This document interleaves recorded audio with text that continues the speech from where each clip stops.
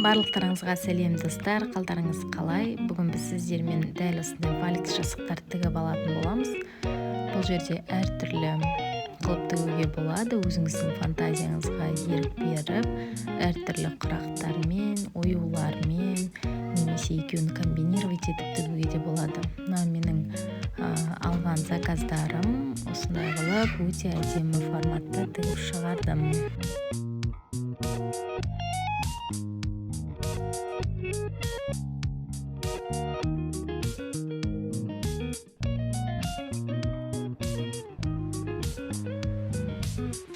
Ең алдымен біз осындай астарларымызды дайындап аламыз. Бізге 8 астар қажет болады. Бұл жерде мен 4 бүктеп центрін шығарып алып жатырмын. Астарына любой матаны қолдансаңыз болады. Бөз болса өзін тіге берсеңіз болады. Бөз жоқ болса осындай матаны алып, үстіне флизеленді жабыстырып, қатайтып аласыздар. Осы центрімізге 4-4 көзімізді бекітеміз. Бекітіп болғасын лентамызды алып, лентамыздың ені 2,5 сантиметр бекітіп тігіп аламыз. Түгін астына қаратып, закрепка беріп, тағы да тігіп шығамыз. Жібімізді үзбей тігеміз, сол кезде бізде құрақ өте әдемі шығатын болады, таза шығатын болады. Дәл видеода көріп тұрғандарыңыздай құрақты тігіп шығасыздар.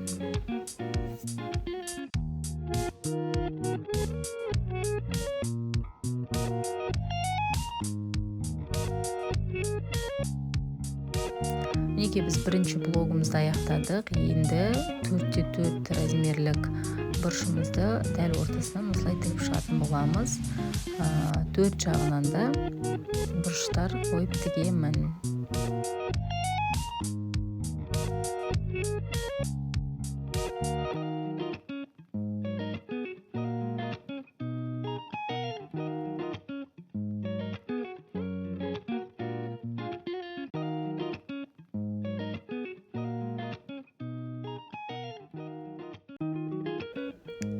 Екінші блогымызды тігіп бастаймыз. Екінші блогты де дәл осылай тігіп шығатын боламыз. Менің құрағым 4 блоктан тұрады. 4 блокты дәл осылай видеода көріп тұрғандарыңыздай тігіп шығасыздар.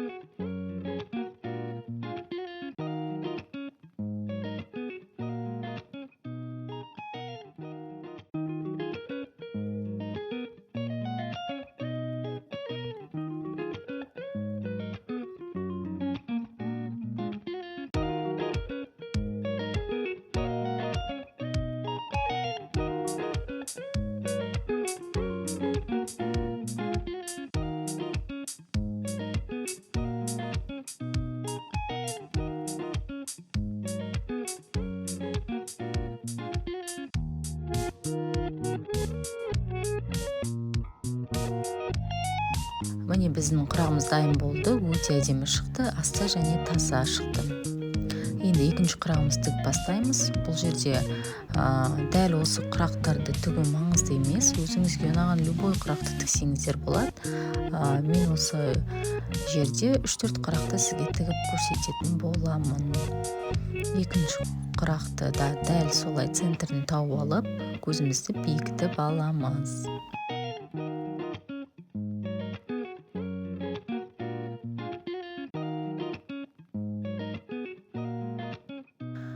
Бұл құрақта мен қоңыр түс қостым. Бірінші қоңыр түсімізді тігіп аламыз, түгін астына қаратып. бір шаг жүріп өтіп, екінші жағына қарама қарсы қылып тағы да қоңырды тігіп аламыз. Енді осы екі қапталына ақ түсті тігетін боламын. Солай чередовать етіп 4 қатарды тігіп шығамыз.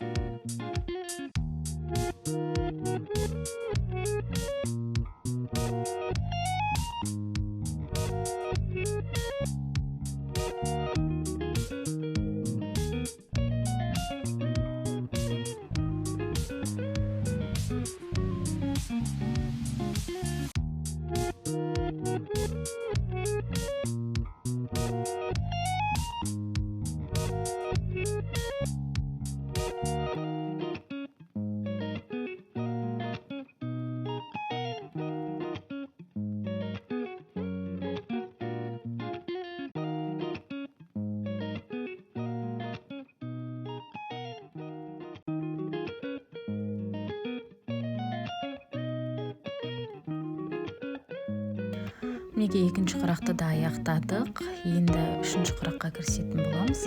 Бұл жерде менде өте оңай құрақ. Центрді өте оңай табамыз. Қазір көгілдір түсті алып, дәл центріне осылайынан ұзыннан орнатып, бір тігіс жүргізетін боламыз. Тіке тігісті. Енді екі қапталынан біз ақ түсті жіберетін боламыз.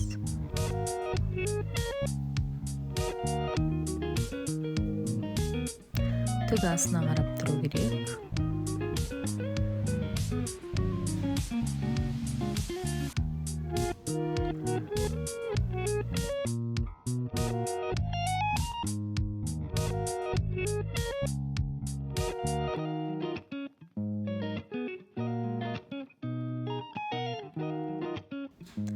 Өзіңізде бар түстермен жұмыс жасасаңыздар болады. Бұл жерде қоңыр емес, қызылды да қолдансаңыз болады. Қандай түстеріңіз бар, сол түстерді көкке ілесетіндей қылып, өте әдемі құрақ шығаруға болады. Сондықтан да тек қана қоңыр емес, әртүрлі түспен тігуге де болады.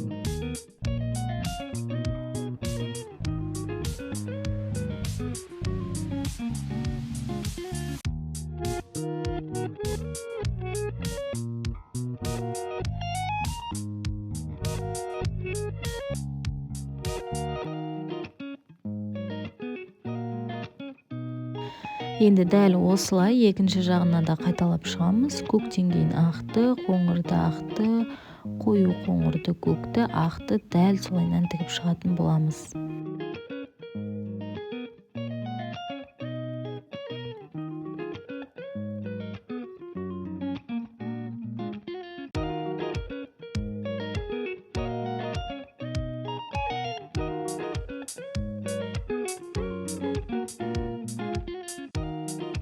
Мінекей біздің 8 түрлі құрағымыз дайын болды. Енді осы құрақтарды тікпестен бұрын әдемілеп үйлестіріп шығамыз. Әр құрақ өзінің орнында бір-бірін толықтырып тұру керек. Сондықтан да құрақтың тұратын орнына да мән береміз. Мен осы форматта қойдым. Енді видеода көріп тұрғандарыңыздай екі құрақтан біріктіріп құрағымызды құрап шығамыз.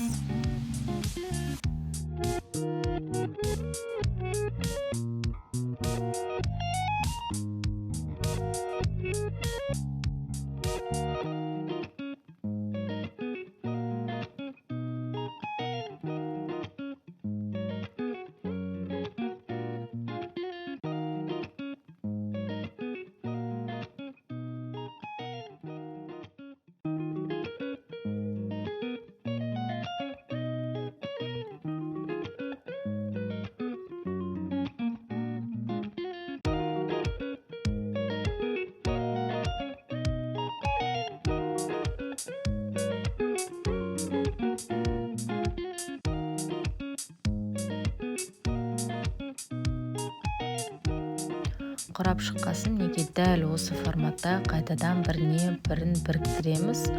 Одан кейін общий дәл ортасынан, тең ортасынан біріктіретін боламыз. Әрбір құрақ екеуін бірге біріктірген кезде қиылысып тұру керек бір-бірімен, тігістері бір-біріне келіп тұру керек. Сол кезде бізде өте әдемі, сапалы жастық шығатын болады.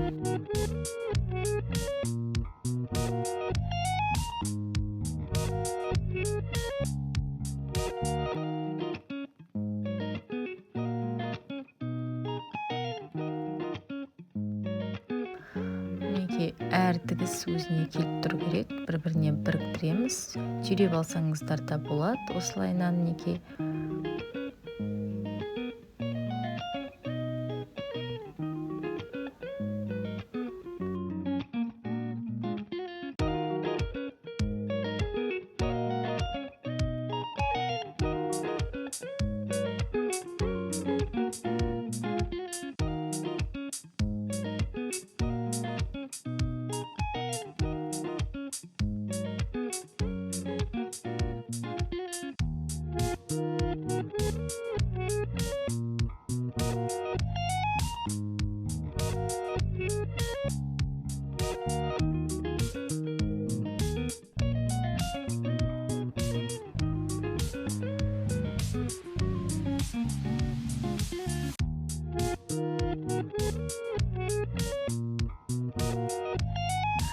Міне біздің основамыз дайын болды. Өте әдемі болып шықты. Көздің жауын алатын әдемі жастықтың туындысы дайын болайын деп жатыр. Енді осы екі қапталына біз кант тігетін боламыз.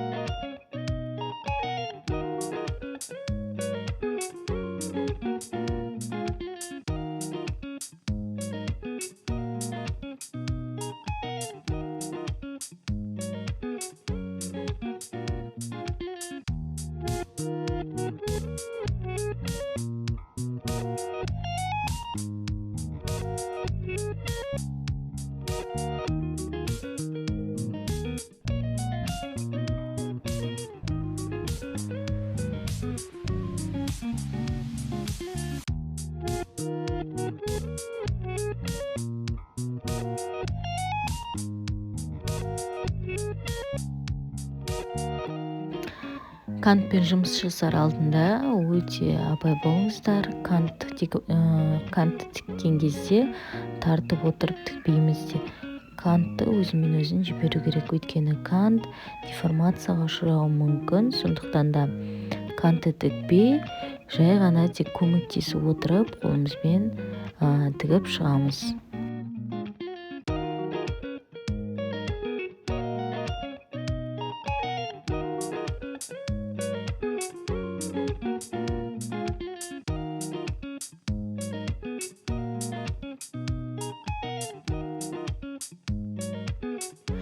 Жастығыңыздың ұзындығын өлшейсіздер. Ені 15 сантиметр қылдым құрақтың размерінде. Екі қаптал 15-15 сантиметр. Ұзындығы осы жастықтың ұзындығымен бірдей. Түгін екеуін екі жаққа қаратып, бір-біріне біріктіріп тігіп шығамыз.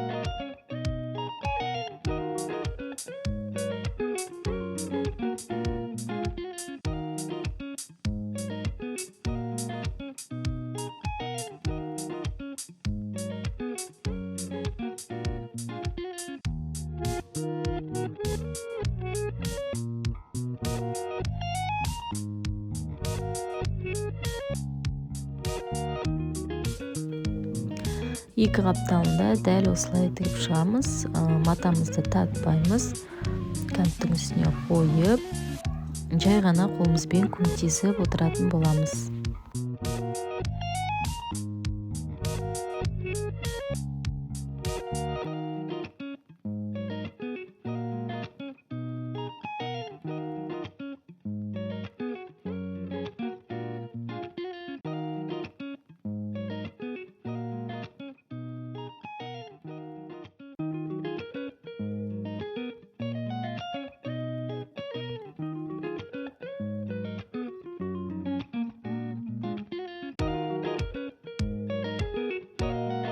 Неке қараңыздаршы, жастығымыз өте әдемі болып шығып келе жатыр. Көздің жауын алады. Енді біз артық жерлерін қиып алып тастаймыз. Содан кейін бауына кірісетін боламыз.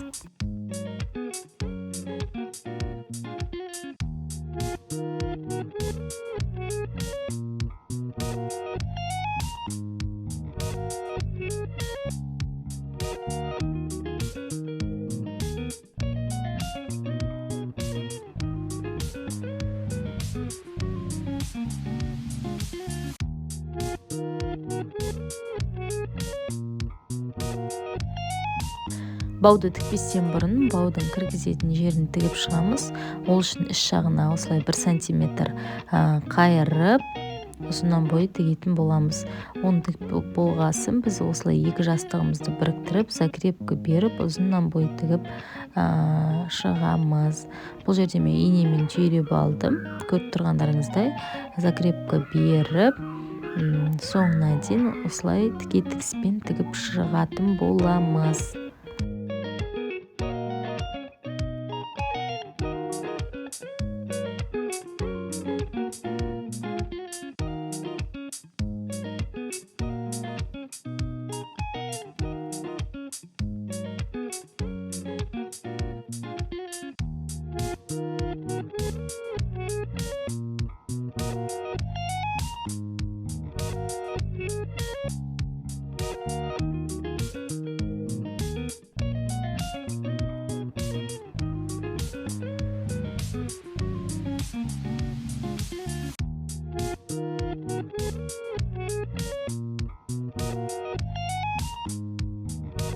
Екі бау салатын жерінде тігіп аяқтадық. Енді мына құрақтың бір-біріне келіп тұрған жерлерін енемен түйреп аламыз.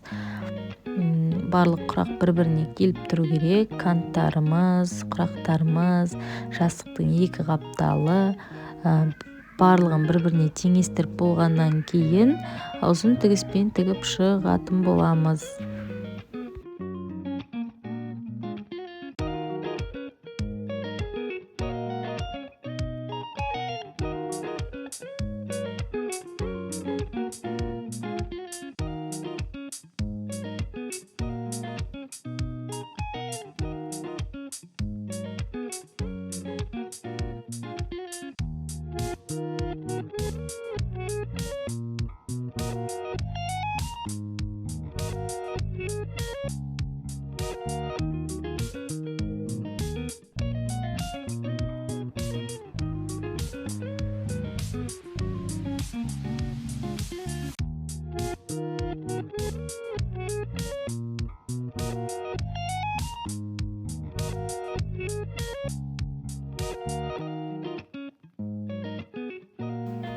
Мінекей біздің жастығымыз дайын болуға аз ғана уақыт қалды. Бауын тақсақ өте әдемі жастық шығайын деп жатыр.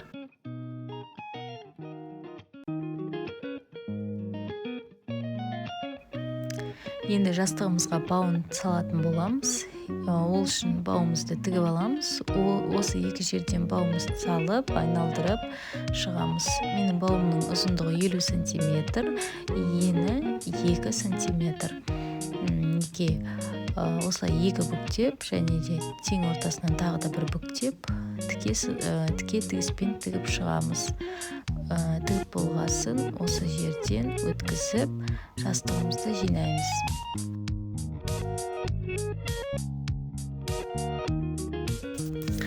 Мінекей біздің валик жастығымыз дайын болды. Өте әдемі шықты. Сіздер де өзіңізге дәл осылай тігіп алыңыздар, немесе заказға тіксеңіздер де болады. Видеоны әрине лайк басып, комментарий қалдыруға ұмытпаңыздар. Біз сіздермен қоштаспаймыз. Сау саламатта болыңыздар.